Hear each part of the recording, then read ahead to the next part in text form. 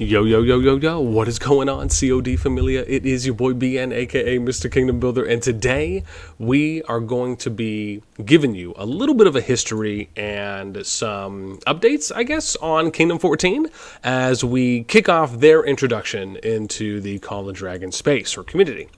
Now, this one, usually how we do our intros, right? It has been a minute since we did our last one on 13. I'm hoping to kind of kick that back into overdrive now. We will kind of give you a lay of the land, and we'll start with just kind of looking at how Zone 3 is playing out. We'll show you some of the ranks and the boards, and then we will go into some history, right, as far as feedback that I've gotten. Usually what my process is I'll go through and I'll message all of the active alliances officers and leaders, and I'll ask them just for their feedback, and then in short, I'll compile that onto a spreadsheet. Again, I blank everyone's name out for anonymity purposes.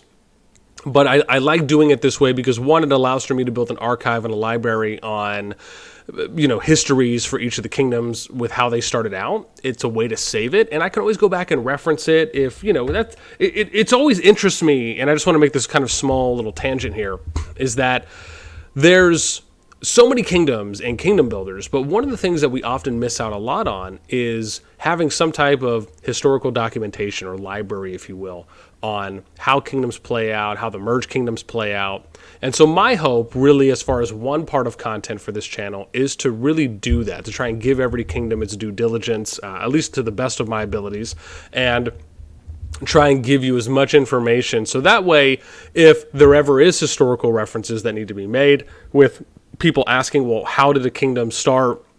What were some of the old player names or the old alliances? It's just, something nice, right, that you can kind of dive into. So anyways, with that being said, let's go right in. So at the moment, we can see there's quite a few alliances here in Zone 3 as far as flagging purposes. I like how they kind of took this Lost Temple approach that you typically see in Rock, where you have multiple alliances connecting to Lost Temple. In this case, Flame Dragon, even though Flame Dragon doesn't provide any type of managing or kingdom tools, whether it's king, queen, gifts, etc.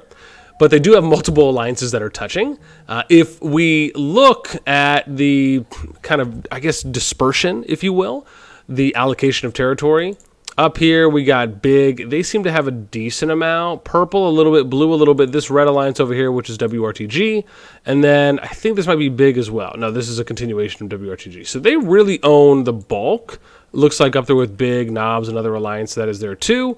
Doesn't look like anyone has capped Flame Dragon yet. I think S12 just got theirs from what I had heard on the COD Discord. But let's take a look at some ranks now before we go to some of the feedback from members. So if I look, sorry, they switched this up now on me. So if we look at some of the top players, our boy Shinchi42, what up, Shin? Number 2 here in the kingdom at 14.57 mil. Number 1 is Ohm Lur at 20.3 mil. Again, we got number 3 is Big Gekka Opa, and that's 13.9, almost 14 mil. And then if we look at the bubble position, which is number 200, always love showing off the bubbles. This is Adam here from WRTG, 6.02, 6.03 mil that they have. Merits, looks like a decent bit of fighting that has happened. Now, again, there appears to be what could be some wars and some skirmishes that have happened that would somewhat kind of indicate some higher merit points. Even Shinchi fighting a decent bit. I think he even put out a video mentioning it too as well, that he was doing a little bit of fighting in his kingdom. If we look at the bubble position here for PvP, well, 137k merits. I mean, that isn't bad when you think about it. I mean, even, the first day or two in SS1-2, the Merge Kingdom, which again is probably going to be higher than, I guess, a first season kingdom. I think we're at 145, 150k for their merit points. Let's get the whole level. We got 125 here, 224 since you one of them. Resource gathered. Oh, wow, a few people already over 1 billion. 6 people, wow. Looks at how many do they have here for Dragon, Max Dragon. They got 47 people that have Max Season 1 Dragon.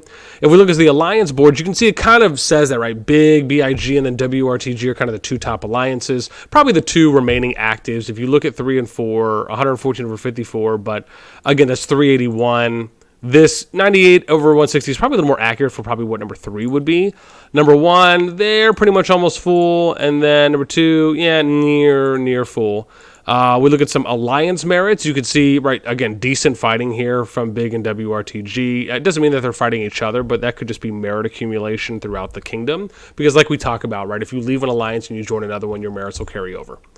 Okay, let's go look at the good stuff here. Now I'm just going to show this off for a little bit because this is easy enough for anyone just to kind of, pause the video. And if you want to read any of this information, then you can. But I'm just going to read the first three. This one that was written up by someone is actually really detailed. So for those of you that want to give a walkthrough or kind of go through this, it actually is decently written as far as documenting what happened, at least again from this person's POV. But the short ones here is that, right, there was some fighting for, he said the history of the server is kind of Indonesia versus Brazil from what they were saying.